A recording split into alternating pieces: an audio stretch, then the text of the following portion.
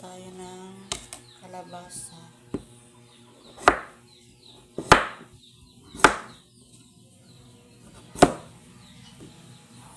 Kalabasa at malunggay na may ulang-ulang.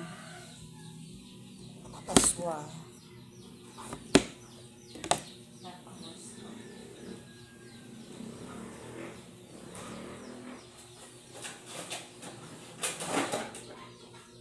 Partneran ko ito ng anak. Ito, ulang-ulang partner ko.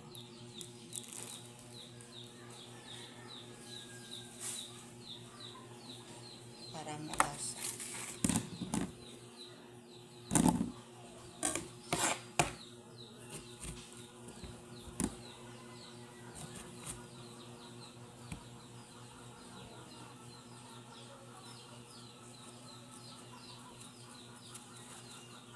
Maaga pa tayo magluluto guys kasi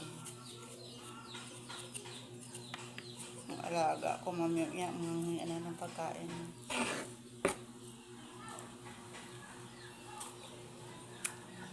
Kaya yun na pang nanghihingi ng kanin.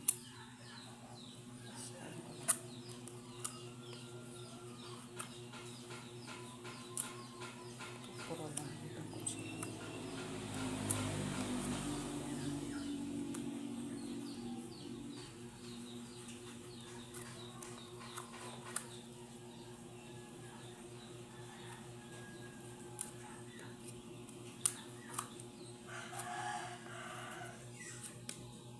Mura lang ang kalabasa. Isang piraso, ano lang yan? 35. Laki na. Isang kilo at kalahati. 35 lang.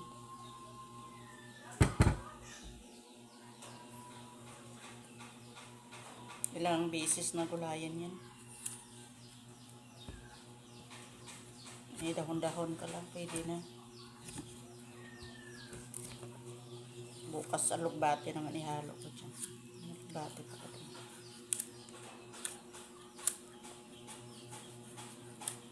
Sarap ang laswa araw-araw. Healthy food. Walang kontra. Walang kolesterol. Walang sugar.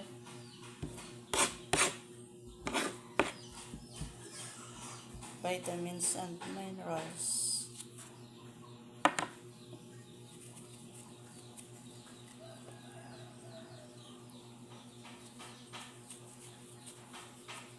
Kami lumaki lang kami sa gulay. Dati. Araw-araw gulay. Maliit pa kami. Dahil lang kami makaulam ng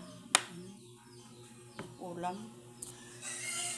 Gulay lang araw-araw. Minsan na nga kami makatikim ng karne pag ano lang Halloween. Mga tao kasi pag ganyan nagkakatay talaga ng baboy. Yan na kami makatikim ng baboy noon. Once a year lang.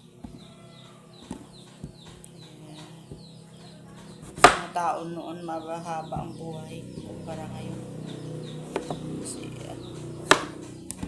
madalang kumain ng karne.